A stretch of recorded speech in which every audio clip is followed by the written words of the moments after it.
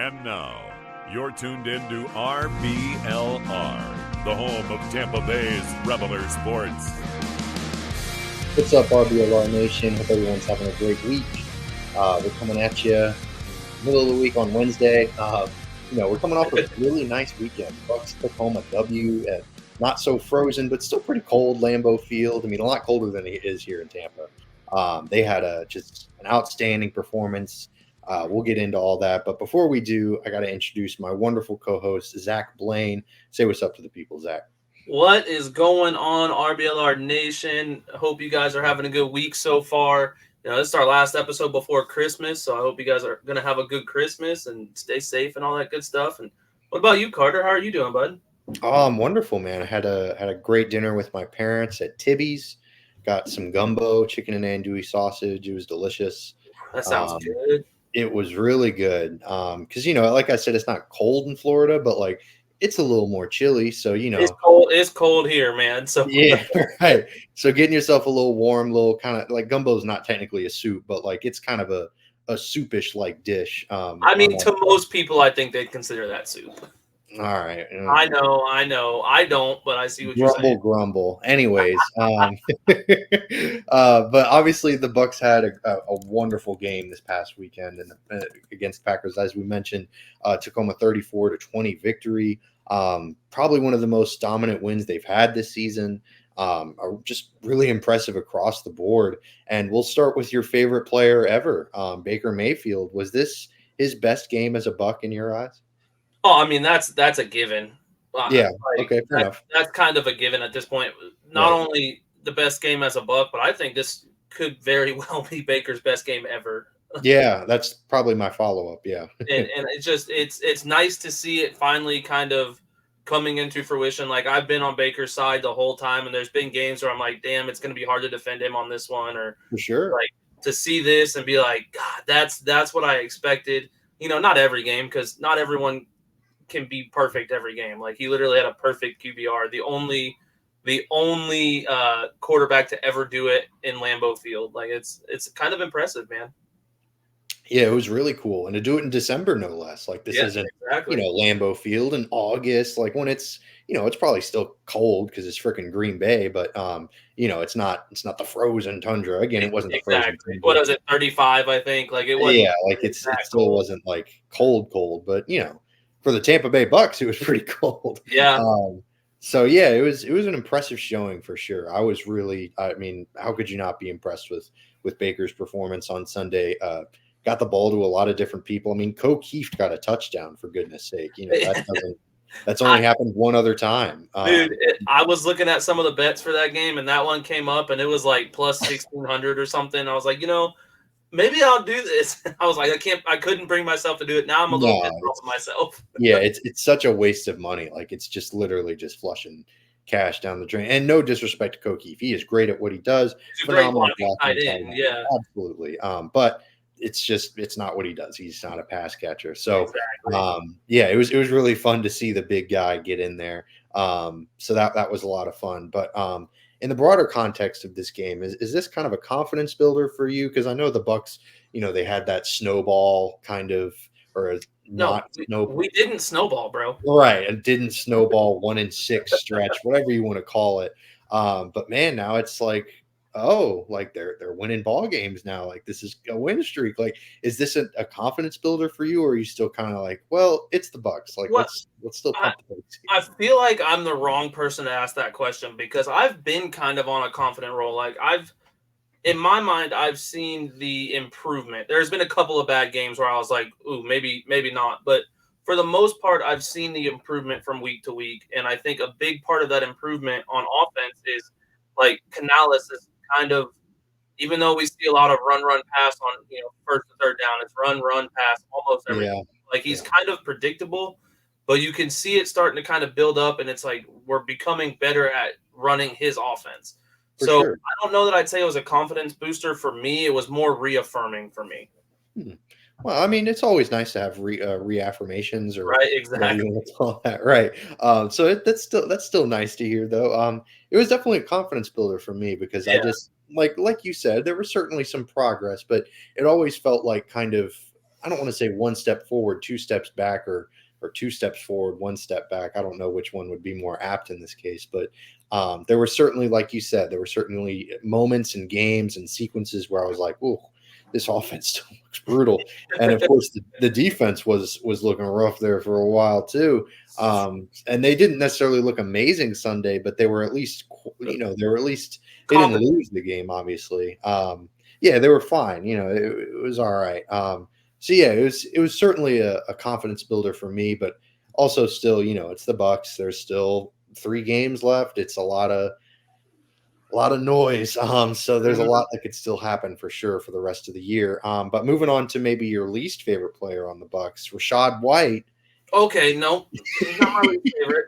Devin White takes that by world. For But sure. no, he looked solid again. I'm having a hard time like pegging him in as an RB1, but only because like he's so important in the pass game that I feel like we overlook some of his shortcomings as a running back, in my opinion. As a runner, not a running back, as a runner. Okay, I guess in my mind, the running back position has just become so much less about just like between the tackles, pounded up the middle. Like that's not nearly what the running Yeah, back position is anymore. And he's not great at that. He's not a great interior power back kind of guy. But that's not necessarily what they need from him. I feel like this offense has grown so much over the season that they've kind of, almost changed up a little bit. He's been such a huge part of the passing game. yeah. They seem to be real judicial with when they run screens for him, and it seems like they don't run them often, but when they do, they're incredibly effective. So they're very efficient. Almost every time that they run a screen, it's a first down.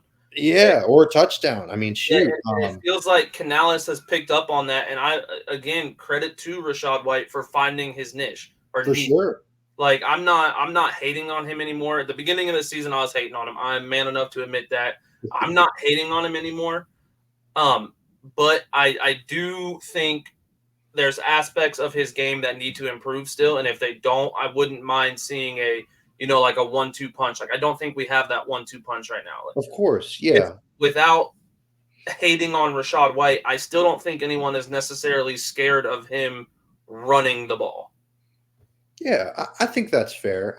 And there aren't very many NFL teams in the league anymore there aren't very many teams in the league anymore that just operate with that kind of lead horse, like, oh, we're going to ride this guy to the ends. Like, I know Derrick Henry's still in the league and he's still a dangerous back and everything, but the Titans aren't really very successful as a football team. No. And they really haven't been, unfortunately, in the Derrick Henry era.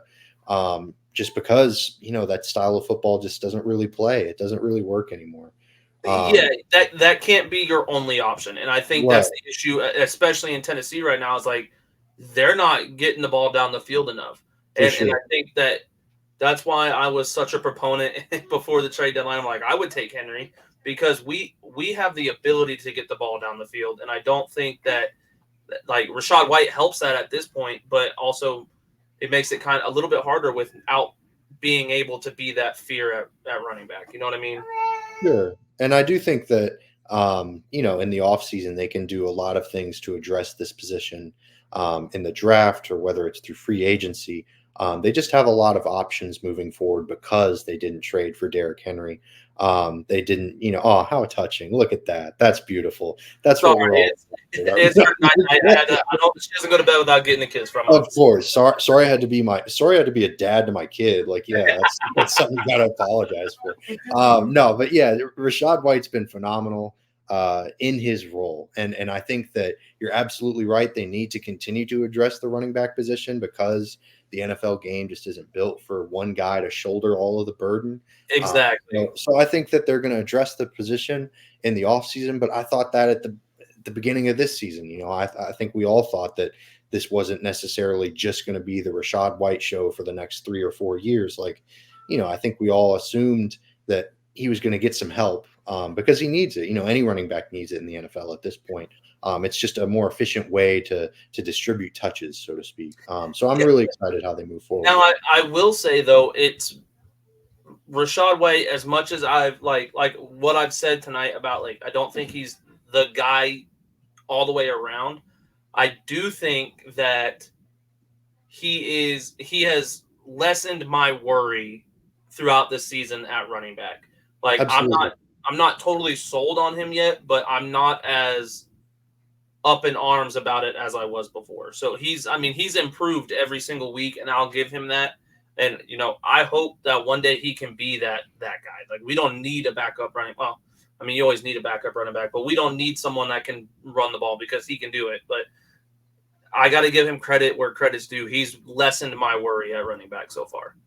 Yeah, and I think about a team like the Falcons who spent a first-round pick on a running back this offseason, and they failed to utilize him properly. And, their rosters really suffered because of it. There's a lot of other things they could have used other than the running back position with that first-round pick because it was a high one. It wasn't just like a 30th overall pick or anything, even though those are still incredibly valuable as well. So it's just kind of a tough thing to think about. What if the Bucs had gone running back instead of drafting Kalijah Kancey? That would have been a downgrade in my opinion. Because Kancey's made a big difference. You're wrong with this season.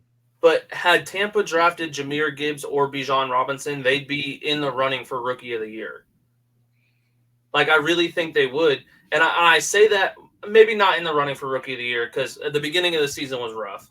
Right. With Canales and learning everything with him. But in my mind, those are two guys that are good at catching the ball, just like Rachaad White is, but they're just underutilized and not used right in the systems they're in. And I think that I just feel like it's a bad look on running backs in the first round because of coaching, not necessarily because of their ability. For sure. And I'll absolutely agree with that. Absolutely. I just think that it's more of a reflection on the front offices. Yeah, that's fair. It's just it's an improper allocation of resources. It's not a good use of their first round pick. Because I'd argue that the production they're getting out of Rachaad White is probably about equal to what they would get out of Jahmyr Gibbs and Bijan Robinson. Maybe they give you slightly more, but I don't think it's a first round pick. It's not necessarily game changing difference, and right. I get your point there, and I love Kalijah Kancey. I'm happy that he's on our team, but there's points where he's really good, and then I guess he's kind of been good every game that he's been in, but we had that injury issue in the beginning of the season, so it's of course, I feel like there's got to be a little give and take in that situation. So I'm happy with Kancey, and I wouldn't trade it right now. But had we been at pick 13 or wherever we were at and taken one of those running backs, I still would have been happy with it. Yeah, and I guess I really wouldn't have because the possible impact of a Kalijah Kancey, let's say that he works out and he becomes a really good defensive lineman, the impact of that is just far greater than the impact that Jahmyr Gibbs or Bijan Robinson would have made over Rachaad White in my mind. But, maybe I'm wrong. Who knows? But regardless, we're here and the Bucs are playing really well and they're really happy that they drafted Kancey. So we're all speaking hypotheticals here when the Bucs are actually out there playing football games. What the hell are we doing? But yeah, we're just sitting here talking out of our butts. But something that was really surprising that I saw this weekend that was really a pleasant surprise actually was at the end of the game. It was the fourth quarter and the Bucs had the ball as 4th and 2. I think it was the Green Bay 42 and the Bucs went for it and they handed it off to Rachaad White and he got the first down. They didn't toss it this time, thank goodness. I was a bit surprised to see them go for it in that situation because Todd Bowles has always struck me as a very conventional wisdom kind of guy, not paying attention to look at this confounded, number saying we should go for it. Yeah, that's right, not it throws out the numbers oh, good gracious, I need to coach on gut feeling and spit and guile and all this nonsense. But it seemed like he was oh yeah, if we get this first down here, we win the game. And they got the first down and they won the game. And it was oh, hey, that's cool. That's great. They actually did something that worked. But I was a little surprised by it. Were you surprised to see that? Yeah, and I think I got more enjoyment out of your tweet. Like, oh, I wasn't expecting them to go for it. Yeah, I was like, oh wow, You've that's been cool. complaining about them not going for it so often that now that I see them go for it, I'm like, man, Carter's gonna be happy about It this. was very pleasant. I agreed with the call. It was wonderful. Did maybe you disagreed with it? Maybe you thought it was No, overly I mean, aggressive. at this point, at that point in the game, why not? Like, Yeah. what do we have to lose? Why not? I would, I'm of the belief that I'm going for it on every fourth down. I'm winning me a game. Like, if Wow. you have faith in your offense, go for it. Man, the guy who wants to draft running backs in the first round says that you should go for it on fourth down. That's a very contrarian type of view. I'm still a little bit surprised by that, but I'm pleasantly surprised. Yeah, I was very happy to see them sort of just take control of the game instead of letting the game take control of them. I know that's a real cliche and kind of a silly thing that sounds like nonsense, but it's just talking about making things happen, winning the game instead of waiting for the Packers to screw up or just hoping that your defense can hold. Like, no, just go out there and take it. And it Yeah, was really nice to see. you got to Um, go out and hope, or you got to go out and want to win, not want to hope for a loss. Like, yeah, for you sure. Hope to can't hope avoid a for the other loss. team to Right. lose. You got to go out and want to win. Yeah, So it was. to see Yeah, Bowles go out there, and I still don't like him as a head coach, but to see him go out there and be like, you know what, we're gonna win this game. This is our game. We're gonna win it. It felt nice to have like a almost good head coach thought in that moment. yeah, absolutely. And well, speaking on that Todd Bowles thing, are after so we're going to continue to have these conversations, by the way, just for our listener. Fair warning. This Todd Bowles situation is not changing, it's not going anywhere, so I'm going to kind of check in at least once every other week, but this is kind of an important time because they're on a hot streak. Are you afraid that ownership is going to see this performance, like let's say the Bucs win out or they win the division? Are you afraid that ownership is going to be like, oh, third straight division, Todd Bowles, stay on in there. Go get him, Tiger. They're going to commit to him and just say, hey, he's our head coach. He just won us the division. Like, is that what you're afraid is going to happen? 100%. I mean, Yeah, Tampa has been known to hold on to coaches too long, for and sure. it seems like. I mean, it's a good thing in a sense, like because I feel like that could attract other coaches to come play or to come coach Absolutely. for us. Job security is In a important. sense, because they'll give you 3 or 4 years. You Yeah. could be trash; they'll give you 3 or 4 years. So it feels like with this situation, we've had Todd Bowles the head coach. What, 2 years now? Yeah, Yeah. This is his this second is year year. Yep. two. That's 2 division titles in a row. Well, yeah. So, I know. but like it's so I know. irritating because if someone doesn't know football and you say, yeah, Tampa won 2 division titles in a row, Todd Bowles was the coach, they're gonna go, he's he's the greatest coach of all time. Yeah, he's doing a great But job. Right. when you look deeper into it, it's like last year we went what, 8-9. They might do the same this year. Very likely we'll go 8-9. Well, maybe not. We'll see. But it irritates me because I feel like ownership's like, hey, we won those division titles fair and square. That's us. He's our coach. And I don't think that is sustainable. Like other teams are going to get better, and 8-9 is not going to win the division. Yeah, for sure. Although I hate to say this, I don't know that the other teams are going to get better that much better next year. I mean, I'm not saying next year. I'm just saying Right. in general. But For yeah, sure. like, I don't know that I necessarily see them getting better next year. But at Eventually, some point, yeah, 8-9 is not going to be good enough. Like it's just 100%. not. And I don't know that Todd Bowles is capable of more than 8-9, if that makes sense.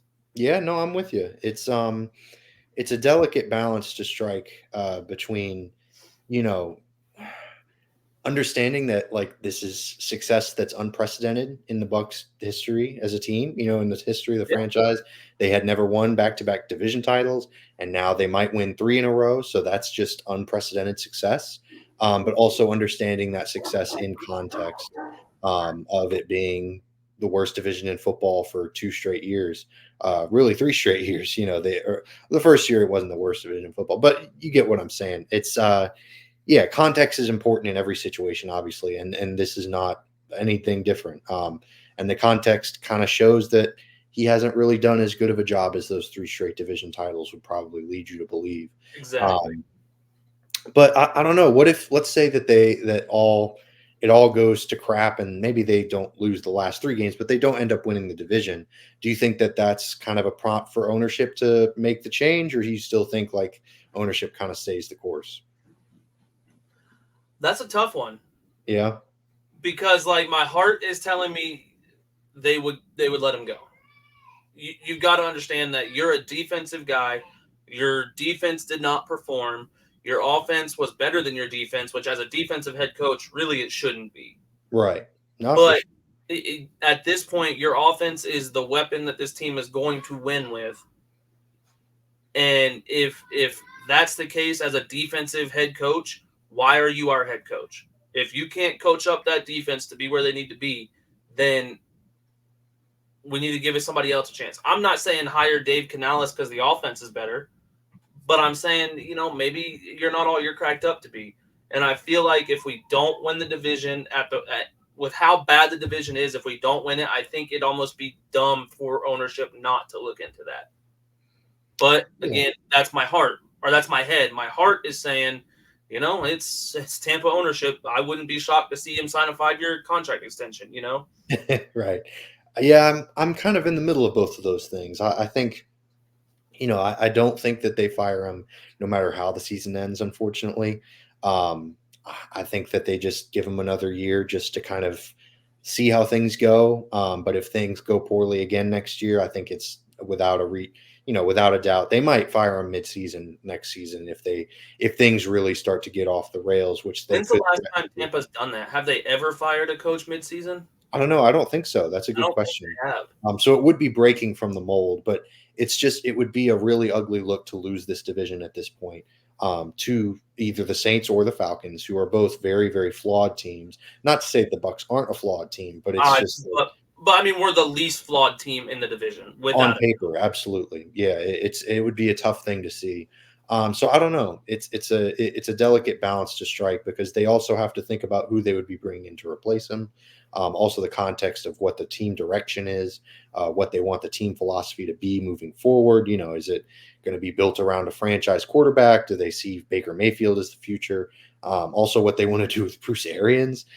That's a hard decision to say, hey, we just fired your buddy, but if you want to stick around, go ahead. It's kind of What an is awkward his role situation. with the team? Like, what does he even do? I don't even know. He's a front office exec, I guess, but yeah, it's kind of an icky, weird situation. So I don't know. We'll be revisiting this topic over and over again, especially as the offseason ramps up and we get more clarity about the Bucs finish to the season. But it's murky waters to say the least, just because At best, we don't know what's going to happen for the rest of the year, and things haven't looked pretty so far, despite the recent success. But on to more happier news. Player of the week. I think we are unanimous in this case. Baker Mayfield, player of the week. That's all there is to say. He dominated. This was like I said at the beginning of the show, by far his best game as a Buck, and I would be willing to put this up there as one of the best games of his career. And it's nice to see it all paying off. I mean, he spread the ball around well. Chris Godwin got involved. Mike Evans had a touchdown catch. Keith had a touchdown catch. Like. And those weren't all like it just wasn't bad throws. Like he looked like a number 1 pick, and it was nice to see that we got him on such a cheap deal. And now it could be the future of this football team, and I'm not mad about it. And that's why I'm glad that he gets that player of the week. I've been rooting for him all year, and it's nice to see. Absolutely, I would love to see them give Baker, even if it's just a 2 or 3 year Teddy Bridgewater type of extension next season. Just give him another year, just give him another year to kind of figure out if he's the answer. Maybe they spend a late round draft pick on a quarterback or just a project kind of pick, kind of continue to retool this roster around the quarterback position. That's how successful teams do things. They don't draft a franchise quarterback and rush things. So hopefully they just give Baker, because it's a win-win, either way you say, oh, well, Baker's the future and he has another great year next season, or he struggles a little bit and maybe you have your answer. You're like, oh, well, Baker's not the answer moving forward. And that's the kind of nice thing to think about in that situation is you give him a Teddy Bridgewater-esque deal. You can afford to pay more for a backup quarterback when you have a rookie quarterback on your roster. Yeah, absolutely. So if it comes down to it, we give him, let's just say, a 3-year extension, right? And he's the guy. Comes out, plays bad next season. I don't think he will, but let's just say it happens. Then you have you draft a rookie quarterback next season, and you have a starting caliber rookie quarterback, and Baker Mayfield is your backup, who I think you put Baker Mayfield as a backup, he's instantly the best backup in the league. Yeah. So, I mean, it seems like a win-win in my mind to give him an extension, because if it comes down to it and he's not the guy and we draft a rookie quarterback, like, we can afford that on a rookie quarterback salary. For sure. And they can also build in incentives like gameplay or, playing time incentives. And also they can make it, so that maybe there's an opt out, like non-guaranteed money for the second and third year. Or, there's all sorts of ways they can creatively do this so it works for both parties. So yeah, really excited to see him perform so well this past week, and excited to see how the Bucs move forward with him. It's going to be interesting. But a not so fun story that emerged this past weekend. Although I guess since you dislike him so much, maybe it was a fun story for you. But I don't know. It was a bit weird. Devin White was a healthy scratch this past Sunday. Right. So Rick Stroud had a report. He said that attitude problems were resurfacing. They asked Bowles about it, and he said that, it's a question for Devin White, because White said that he was unable to go, and they asked, oh, well, was it because of his foot injury? And Bowles was like, you got to ask him, basically. So it was kind of a weird way of doing things, but at the same time, it was good to see him kind of put his foot down and say, hey man, like, you've been acting up, like, we got to bench you. Like, we're gonna move on and give KJ a shot, because KJ Britt stepped in and did a heck of a job, did a really, really nice job stepping in and just, filling in. And how comfortable are you if so far all the signs are saying that Devin White is going to start this weekend, but let's say that he has another weird Instagram post or another little off the field thing where he's like, oh, I'm not a rotation linebacker, like whatever nonsense he was on this Sunday. You are. Right. Whatever. Are you sold on KJ Britt for the rest of the season as a starter? Oh yeah. Yeah. I mean, Devin White has given up a shit ton of stupid plays. Like, his coverage skills are non-existent at this point. He can't make an open field tackle on Gardner Minshew. Like, I wanted him gone at the beginning of the season. I don't like his attitude. I don't like his drive on the field. There's no hustle. Like, if you would have told me this was how it was going to be 3 years ago, I would have thought you were insane. Because the first 2 years of Devin White was amazing. Like, I was like, this is the answer. He is the middle linebacker of the future. There's no question about it. Now I'm like, can we just cut him? Like, I'd be cool with that. I'm not even calling Devin White anymore. It's Evil White now. Well, I don't like him. Oh my God. He gets my blood boiling, bro. Be that as it may. I will say I don't necessarily see them cutting him. He provides at the very least some nice depth in case, God forbid, Britt or David gets hurt, because David's had some injury issues, because he's just he's a bit long. Yeah, he's a veteran. So it's things happen. So keep him on the roster at the very least, and I think he'll earn some playing time this weekend. He'll probably play a good portion of the game against the Jaguars. Him and KJ Britt will probably split time, or maybe they can kind of share the field sometimes if David needs a break. So I don't see the value in cutting him necessarily. I will say, after watching the Eagles game on Monday night, I am glad the Bucs did not sign Shaquille Leonard.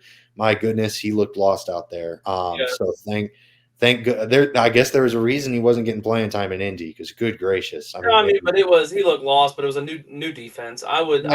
For sure. I'm not like, I was wrong about it myself. Like, I'm not even trying to chastise anyone for saying that the Bucs should have signed him. I'm more so just saying that the Bucs seem to have dodged a bullet there, which is kind of nice. So yeah, it'll be interesting to see how that all percolates moving forward. But another little kind of fun little discussion that we can have. The Bucs came in at 15 in the NFL power rankings I saw on Twitter. How do you feel about that ranking? Too low, too high, just right? Do you even care? I mean, I feel like it's hateful to say I don't care. Right. No, of course. But you know what? I'll take middle of the road. I'm cool with that at this point. Yeah, It might be higher than we deserve right now. for sure. I'm Right. being completely honest. But I see where they're coming from at 15. We're on a 3-game win streak. We just Absolutely. beat Green Bay, who a lot of people are high on, you included. Like, I think it's a recency bias for this power ranking. Like, we've won 3 in a row. Why aren't they higher up? Like, but if you watch every game, 15 seems a little high for us. I'll be honest. Yeah. Yeah. I think they're the 15th best team in the NFL because they're playing in the NFC South. Exactly. If they were in a competitive division, if they were in a real like NFL division, they would be in the 20s. But hey, you play with the cards you're dealt. This is hey, we didn't make the schedule. Like, I'll take it. Yeah, exactly. Like, this isn't hypothetical dreamland. This is real life, baby. The Bucs are in the NFC South, for better or for worse. So yeah, I thought it was just right. It's perfect in the context of their division, who they're playing for the rest of the year, and their true talent level. I think they're probably around 15 to 18, or maybe the 20th best team in the NFL if it comes to pure talent. So I thought it was just right.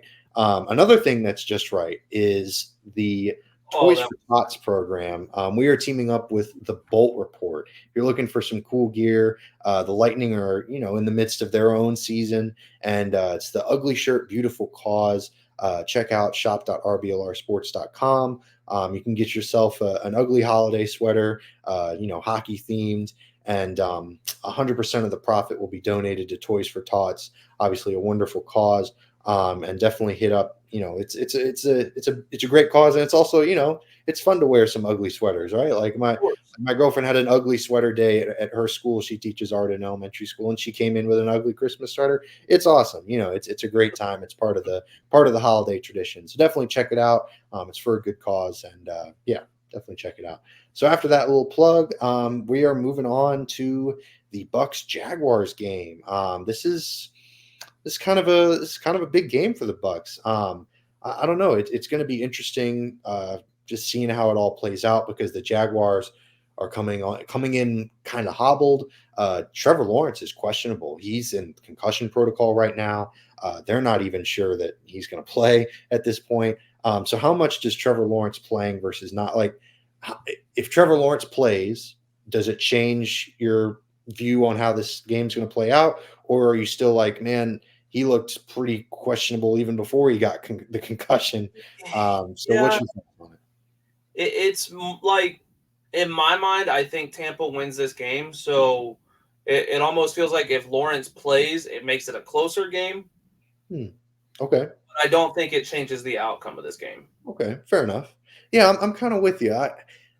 I hesitate because they've played some good football this season. They're not a bad football team by any stretch. They've been very competitive. They have a decent record. They're a division leader. But at the same time, they're banged up. Trevor Lawrence had an ankle injury going into Sunday's game, and then he got a concussion. So it's just like, good Lord, this guy just needs to sit down regardless. Like, just exactly. It seems, and so if he plays, it's like, my goodness, what's he going to be doing out there? It's like kind of one of those things where I don't know. It seems like they probably would be better off stepping in and being like, all right, man, you're going to sit a week. So because they can still. When's the last time you saw a guy get a concussion on Sunday and play the next Sunday? Right. Yeah. That doesn't happen. So I'm expecting him to be out.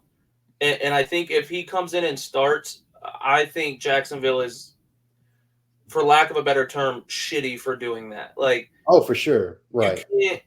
You're a division leader. I get it. You want to stay in elite, but their division's a lot like Tampa's.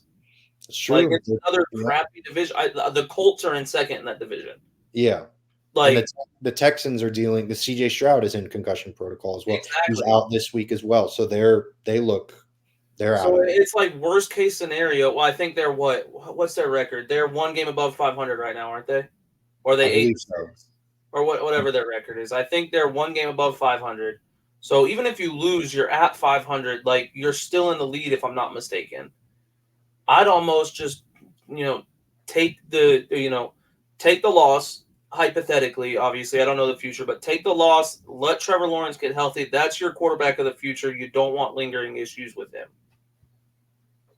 Yeah, I'm with you. And the even more interesting thing is that they could even be in play for a wild card necessarily. Yeah. Yeah, it's kind of sacrificing the future for one game, a road game against a team that's kind of hot right now in the Bucs. So I'm kind of with you. I don't see a world where Trevor Lawrence plays and it's better for him or the Jaguars. Exactly. Like, just go ask the Dolphins how they feel about issues like that. Like, Yeah, I mean 100%. It's a tough it's a tough thing. But how are you feeling about the game in regards to after this Packers win? Did the Packers win kind of give you, oh man, the Bucs are gonna really like I know you're Mr. Optimist, so maybe you thought the Bucs are gonna win this game regardless, but are you I mean, obviously you're more confident after a win, but how much more confident are you after this dominant well, Packers? last week I told you I thought it was a very real possibility for Tampa to win out. And I mentioned Jacksonville not being as good as what their record says. I don't think that I never necessarily thought that they were a powerhouse like to us. So for me, this win just kind of, again, I said it earlier, reaffirmed that we really could win out this season. And I think that it just made it a little more plausible in my mind that, you know what, Tampa could go in, they could beat Jacksonville, and then I think at that point, if we beat Jacksonville this week, I have no issue saying we're winning out this season. Yeah, I mean, it's certainly not out of reach. The Saints have not, they're up and down. Who knows what you're going to get from week to week from them. Exactly. They managed to take down the lowly Giants led by Tommy DeVito this past week. So good. Right. I mean, good for them, I guess. Yeah, I don't know. So they've got the Saints and then they've got the Panthers, although the Panthers, managed to mess around and beat the Falcons this past Sunday. So I guess anything can happen. It's the NFL. But yeah, I'm with you. I'm very confident that the Bucs could, it's certainly 100% plausible for them to win it out. Just go 4-0 to end the year. Well, I guess 7-0 to end the year, which is kind of crazy. But or Oh God, when you say it like that, it makes me question it. yeah, is it 6-0? No, I it's don't. 6-0, 6-0, because we won 3 straight. We got 3 Yes. more. So Yeah. 6. Yeah. Basic arithmetic is difficult for me. You know how it is. But yeah, it's plausible. It's within reach, and I think it'd be really fun to see it. And obviously the Jaguars have their own set of issues, like we've been talking about. Lawrence is banged up, and this defense that the Jaguars have it's a bit leaky. They're not great against the pass. Their secondary has shown kind of some weaknesses here and there. So do you see the Bucs kind of taking advantage and Baker kind of capitalizing on some of the momentum he's built from this Packers game? Yeah, I don't know that we see another perfect passer rating, but Right, for I sure. do think that we see another solid game from him. I mean, I'm not going to say he's going to go out there and throw 4 touchdowns again, but I could very easily see 2 or 3. Like, I don't think anyone's going to lock down Mike Evans on the Jags. Yeah, that's I don't true. think anyone's going to be able to stop Chris Godwin. So, and I'm not even that high on Godwin. I just really don't think that Jacksonville's defense is set up to stop a good passing team. Yeah, I mean, I'm with you. I don't think that I don't think that they're built for it. I think that they've got a lot of holes, like we've been talking about in that secondary with Tyson Campbell as their number one corner. He's okay, but yeah, Mike Evans is it's a Yep. different thing having to go up against a guy who's 6'5" and has the physical presence that he does, and I'm not sure that Tyson Campbell in this secondary is going to be ready for it. They're fourth worst in the league for a reason in passing yards given up. Of course, the Bucs are the second worst team in the NFL, but Well, yeah, that's we expect that. Our corners are awful. Like, right for sure. Yeah, they're not playing too hot right now, so it's definitely going to be interesting to see kind of the Bucs try to exploit that weakness. But on the other side of the offensive on the offensive game plan, so to speak. Sorry, I can't speak right now, but the Jacksonville Jaguars, they're not bad running against the run defensively, but the Bucs have been running the ball real well. So do you see them kind of the Bucs continuing to be able to pound it on the ground with Rachaad White? I mean, we have to. There's no ifs, ands, or buts about it. Like, if we want to continue to be successful, the biggest thing in this 3-game win streak is we've had a good run game all 3 games. If we're only one-dimensional in this game, we will lose this game. So I expect Rachaad White to have another 100-yard game? I don't know. But do I expect it to be, 3 to 4 yards per carry? I do expect that again.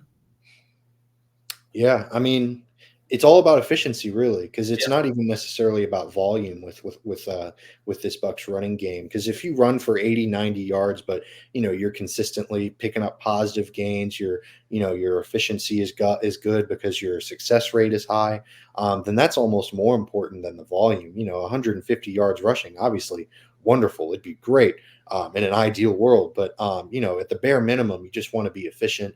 Not necessarily losing the game because your running game is so bad. That's the big thing. And the Bucs have been pretty good on the ground, but more than that, they've been efficient, and I think that's the key moving forward for the Bucs. So yeah, we'll just have to see if they're able to pound it against this Jags defense, and maybe they get a little bit more creative too. They continue to utilize White in the screen game, sort of the West Coast long pass or the long handoff, excuse me, with the short passing game, get him involved in that way. So yeah, we'll have to see how things pang out, and it'll be really interesting. So we'll move on to our over under segment. I know this is everyone's favorite. It's a great way to kind of round out the episode and just to preview the game upcoming. So I'm going to start with, since we don't know who's starting at quarterback for the Jaguars, I'm just going to go general Jaguars team interceptions, since we don't know if it's Lawrence or Bethard. So throwing interceptions, right? Yes. So throwing interceptions forced by the Bucs defense or given up by the Jags offense, depending on your perspective, I suppose. But 1.5 is going to be the line. Oh God, see, that's a good one, because if it's Lawrence, I think under. Okay. If it's Bethard is their backup? Yeah, CJ Bethard. If it's Bethard, I think more. But I'm just going to go over. I think we have two interceptions this week. But that's a good one. It could play either way. They're going to have 1 or 2. It's not going to be a 3 or 4 interception game. Right, because it's interesting, because I kind of expected them to at least get maybe 1 interception off of Love this past weekend, because his Love has been pretty good this season, and he played really well Sunday. Yeah, by he the played way, a solid game. Yeah, he had a really solid game. He's had a little bit of problems with the turnover bug, like any young quarterback, really. So I expected them to come away with at least 1 interception, and they just didn't. We only had 1 turnover the whole game, didn't we? Just that 1 fumble. Yeah, so it was a very clean game by both sides, and like I said, I was sort of expecting the Bucs secondary to maybe take advantage of the fact that the Packers were without Christian Watson. They were running a lot of rookie wide receivers. I mean, they always run a lot of young wide receivers, especially without Watson. So I was kind of surprised that they didn't come away with an interception. So I think they make up for it this weekend. I'm going to go over as well, regardless of if it's Bethard or Lawrence. I think if they're running Lawrence out there, I think he struggles, because I don't think he needs to be playing this weekend. Nope, agreed. Yeah, and if he is, then he's going to struggle. And Bethard's just, he's a backup for a reason, unfortunately. And I think he'll throw at least a couple interceptions this weekend against the Bucs. I think they'll have a really good day. So yeah, that's kind of where my head's at in regards to the interception number. But now moving on to another statistic for the over under, I'm going to go with Mike Evans receiving touchdowns 1.5. So I think he gets 1, because he seems to just be in zone when he's a big guy. He's always been a really good red zone target. He's racking up a lot of touchdowns this season. He's in the top 10 for receiving touchdowns. He's having a great year. So I'm going to go under on this. I think he does get 1, but I don't think he gets 2. That's kind of right where I'm at. Yeah, but it's interesting, because I don't know, because the Jaguars secondary has been so bad. And Baker is coming off a really hot game. Maybe he gets two. I don't know. It's not out of this world to think that. That's not, yeah, it's not a crazy idea that he has 2 touchdowns. I mean, I wouldn't even be shocked for us to hear that he had a 3-touchdown game. Like, it's not something that's out of the ordinary. My thing is Baker has been, like, Mike Evans has always been a red zone threat. But the more that I watch Baker, it seems like when we get into the red zone, he eyes Cade Otton first. And there's nothing wrong with that. Like, if that's your read, that's where you go to first, go for it. A lot of Mike Evans' touchdowns this year have been out of the red zone. Yeah, so that's a good point. My only drawback to saying over is that what are the odds of having 2 20+ yard touchdowns if Baker's throwing to Cade Otton when they get into the red zone? Yeah, that's a good point. Yeah, it is a bit interesting to see how he goes through his progressions when he gets down there, because that's a difficult part of the field to. Yeah. I mean, it's all difficult, obviously, but I mean, first 80 yards I could do. right, right. But it's intense because the field's shortened and all of that stuff. So and obviously defenses are really good in the NFL nowadays. So it can be interesting to see how quarterbacks kind of maybe change their game, or maybe they adapt, or maybe they kind of stay the course when it comes to getting into the red zone. And it does seem like Baker kind of does lean on kind of going through his progressions that way, which is really interesting. So yeah, I'm gonna go under as well. I think he gets 1 at most. But like I said, it's certainly not out of this world to think he could get him. You're gonna have a multiple touchdown game. It's Mike Evans. He's fantastic, and the Jaguars are struggling against the pass, to say the least. Yeah, exactly. Yeah. So now we'll move on to the predictions, which I got to say, as the week has progressed with the news about Trevor Lawrence coming out in his injury, I've changed my tune on my prediction, but I'd love to hear yours. 34-21. Wow, very similar to this past week's score. I do. I'm gonna get one of these days. I wouldn't be shocked. I think it depends on if Lawrence plays. That's with Lawrence playing. No, I guess that'd be kind of right in between. I think I wouldn't be shocked to see them score less than 21 points, Jacksonville, without Lawrence. I could see a 34-18, 34-14 kind of a deal. But I do think our offense, our passing game, has another big game. All right, so 34-21. That's your. That's my final guess. Fair. That's your final answer, right? Yeah, it's a guess. I'm not gonna act like I know it. It's just a guess. For sure, no, of course. I'm gonna go 27-13 Tampa Bay. Okay. I think the offense has another very solid game. I don't know that they explode, quite as much as they did against Green Bay. Just because it's hard to consistently put up those kind of numbers in the NFL. Those guys are getting paid on the other side too, as they say. But I do think that this Jaguars team just seems like they're kind of reeling a little bit. They're on a 3-game losing streak. I think things are starting to kind of snowball a little bit, and I think they're going on the road. They're playing a team that's on the opposite end of that spectrum, a team that's kind of hot. They've won 3 in a row. I just think that it's kind of all bubbling up to make the Bucs, come away with a victory, especially because Lawrence's injuries mean that even if he does play, he's not going to be 100%. Exactly. Which I don't know that he does at this point. So it's going to be really interesting to see how all that plays out. But regardless, this is my prediction is whether Lawrence plays or not, 27-13 Bucs. Just because I'm really confident in the Bucs defense kind of bouncing back. They've been beat up. Even though they've been on a 3-game winning streak, they haven't looked great. So I think that they start to turn it around a little bit. They kind of get comfortable at home this weekend, and hopefully, some home cooking does them well. And I think they come away with a 27-13 victory. That's my final prediction, final answer, as Zach Blaine would say. After all of that, we are coming towards the end of our episode. We really appreciate y'all for tuning in. If you like what you heard, definitely hit that like and subscribe button. You can find us wherever podcasts are found: YouTube, Spotify, Apple, and also find us on social media at RBLR Sports. You can follow us on Twitter, Instagram, Facebook, TikTok. Now you can see more of Zach Blaine and his beautiful beard and all that stuff. Some TikTok content, and we've got some other shows. We've always got some other shows for the Rays, Lightning, and Rowdies too, that you should check out. Definitely, we're always posting those on our socials, and they do some great stuff over there as well. So definitely check us out there. But thank you again for listening, and as always, from me and Zach Blaine. Go Bucs. Merry Christmas.